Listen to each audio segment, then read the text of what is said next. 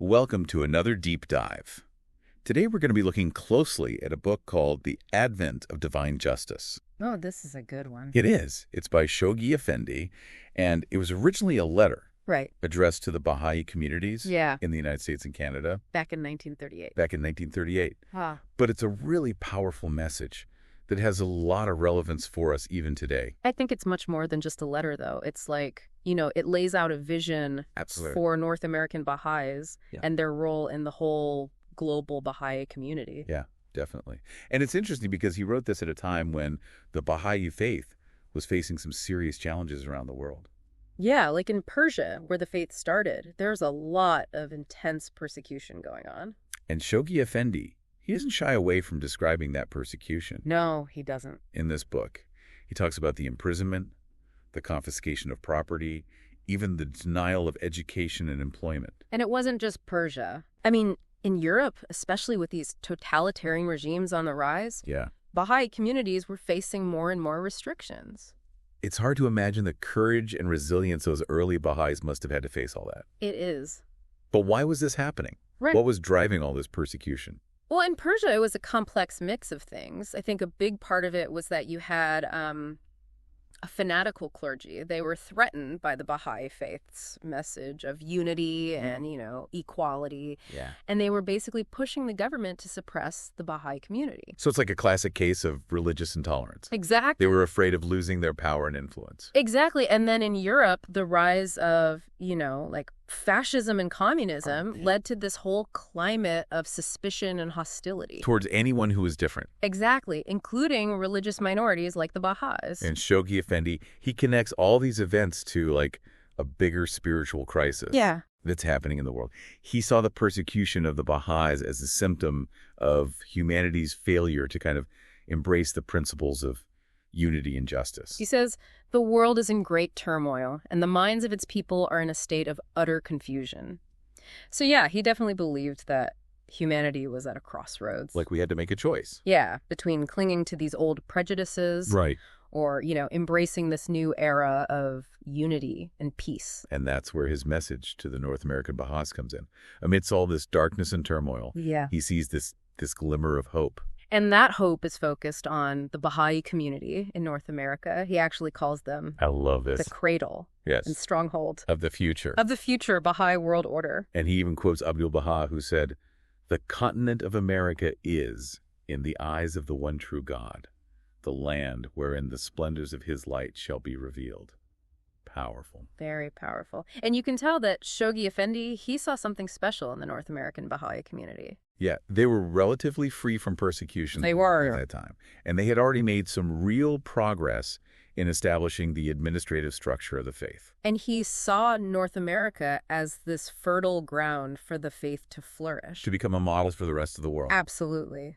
But it wasn't just about external achievements for him. He also saw a real deep commitment to the spiritual principles of the faith. So he's not just praising them, he's also challenging them. He's saying, look, you have all this incredible potential, Yeah. but now you need to step up and fulfill it. Exactly. He's laying out a path for them to follow that involves both personal transformation and collective action.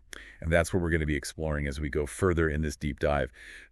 The contrast between the global turmoil and the hope that he placed on North American Baha'is is such a powerful way to start the book. It really sets the tone, yeah. It does. He's saying the world needs what you have to offer, and the time to act is now. That's a great way to put it. So we've kind of set the stage now, this global turmoil and this hope that's being placed on the North American Baha'i community. What does Shoghi Effendi see as their primary mission at this time? I think he puts a lot of emphasis on teaching. He presents it as the lifeblood of the Baha'i faith. The driving force behind its growth and the way that it'll impact the world. But it's not just about numbers, right? It's not just go out and convert as many people as you can. No, not at all. He goes much deeper than that. He connects teaching with being a Baha'i. It's part of what it means to be a Baha'i. Right. He says the believers should realize that they are the vanguard of a divinely appointed order, the instruments of a God-given mission. Oh, wow. So teaching isn't just a task. It's like this privilege almost. Oh, exactly. A sacred responsibility. Exactly. And he's really specific about the kind of teaching he's talking about. Like, he wants them to be bold, to step outside their comfort zones, to really engage with the wider society. It's interesting because that ties back to this idea of North America being a cradle for a new world order, right? Absolutely. It's like he's calling on them to demonstrate, what a Baha'i-inspired society could actually look like, not just talk about it. And he says that to do that, they need to actually share the Baha'i teachings, but not in a way that's pushy or preachy, more like by living those principles and letting their actions kind of speak louder than words. So it's about attraction rather than promotion, letting that beauty of the Baha'i faith shine through. Yeah, exactly. He emphasizes finding common ground, building relationships, engaging in activities that will lead naturally into conversations about spirituality. Okay. He even suggests joining clubs, giving lectures, getting involved in humanitarian work. Wow. So it's like find your passion and then let that be a bridge to connect with others. A very inclusive approach. It is. And it's a far cry from the image that some people have, the door-to-door proselytizing. Totally different. It's much more nuanced, much more sophisticated. It's like, don't just throw the message out there and hope it sticks. Take the time to build relationships, listen to people, find ways to make those teachings relevant to their lives. That idea of connecting with people on a personal level is really key. Yeah.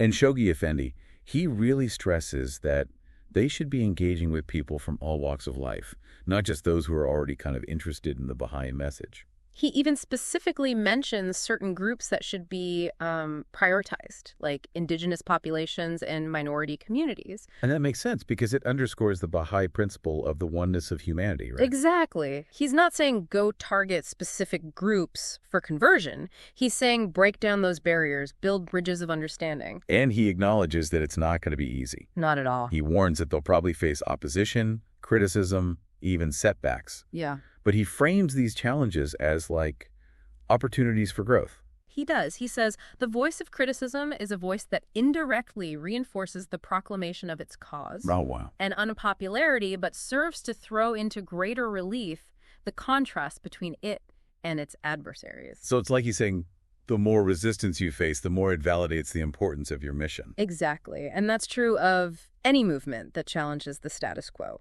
And how does he prepare them for those challenges? What advice does he give them? Well, he tells them to be resilient, to stay focused on their goals, to draw strength from their connection to Bahá'u'lláh.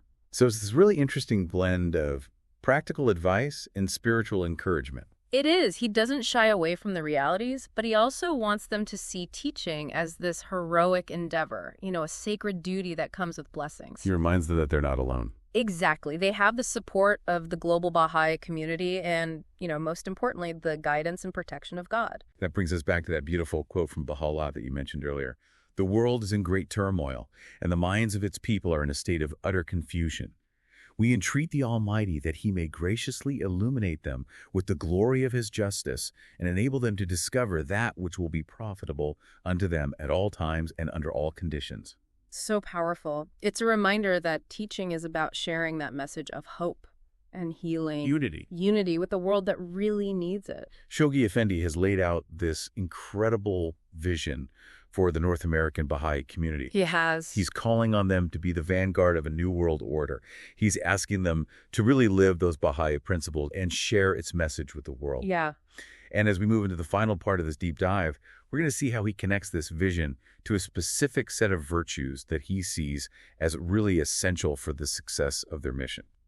So I've talked about the challenges facing the Baha'i faith, the high hopes that Shoghi Effendi placed on the North American Baha'is, and that crucial role of teaching. But he doesn't stop there, right? Right. No, he doesn't. He actually goes on to outline specific virtues that he sees as essential for their success. And he talks about this both individually and as a community. Both, yeah. So he lays out a framework for transformation, right? Yes. And he focuses on 3 key virtues: moral rectitude, chastity, and racial unity. That's right.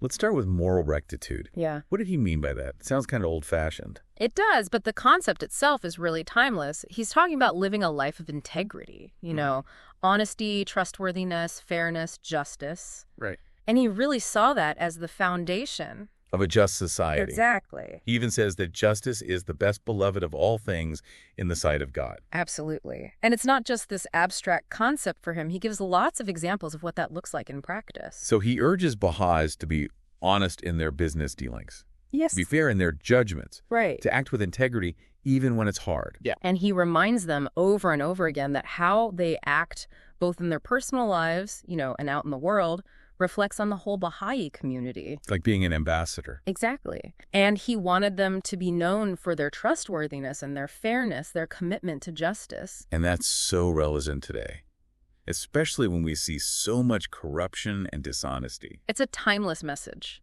Shoghi Effendi really understood that a better world starts with individuals striving to live ethical lives. Now, the second virtue he emphasizes is chastity. Right. And this one might be a little bit more controversial, a little more difficult to understand in our modern world. Yeah, it's true. It's not as widely embraced as it might have been back in the 1930s, but we have to understand what he meant by it. He wasn't just talking about sexual abstinence before marriage. Okay. It was more about purity of thought, word, and deed. So it's this idea of like clean living. Right, and it ties into that idea of clean-mindedness, like guarding your thoughts and actions from anything that would degrade or debase the human spirit. So it's about aligning yourself with spiritual principles, recognizing the sacredness of relationships, Exactly. and then resisting the temptations of materialism and indulgence. It's like a shield against the forces of that materialistic society. And it can pull us away from our spiritual purpose. Yeah, absolutely. Now, finally, we come to racial unity. Yes. This was a virtue that Shoghi Effendi was so passionate about. He was, and it was a radical concept at the time, especially in the United States, Absolutely. where segregation and prejudice were so deeply ingrained. Right. But he was completely uncompromising in his call to eliminate all forms of prejudice. And he saw racism as a violation of the Baha'i principle of the oneness of humanity. So he urged the North American Baha'i community to be this example of racial harmony and unity. And he even went so far as to suggest that, within the Baha'i community, they should give priority to minority candidates Yeah, when qualifications are equal. in elections to actively work against racial inequality. Yeah. It's a powerful statement, and it shows how committed he was to creating that just and equitable society. And that message is so relevant today, even more so than it was back then. It is. Shoghi Effendi, he believed that America had this special role to play in demonstrating this idea of racial unity. He did. He saw the diversity of America as a strength, not a weakness. And he called on the Baha'i community to lead the way in creating that society where everyone could live together in harmony. He really did. It's remarkable how he connected these three virtues, moral rectitude, chastity, and racial unity, into this powerful framework for transformation. It's brilliant, isn't it? He understood that real progress requires both inner and outer change. Yeah, you can't have one without the other. Exactly. Building a better world starts with individuals cultivating their moral and spiritual qualities and also working to create that more just society. So these three virtues become the foundation on which the North American Baha'i community could then build that capacity for teaching. And spreading the message of unity. He believed that by embodying these virtues, and reflecting them in all their actions, the North American Baha'is could become a beacon of hope for the whole world. The advent of divine justice is such a powerful message. It is. It's challenging. It calls on us to really reflect on our own lives, Yeah. our values, our role in the world. And it's a message of hope and transformation. It continues to inspire Baha'is and so many others who are working to build a more just and unified world.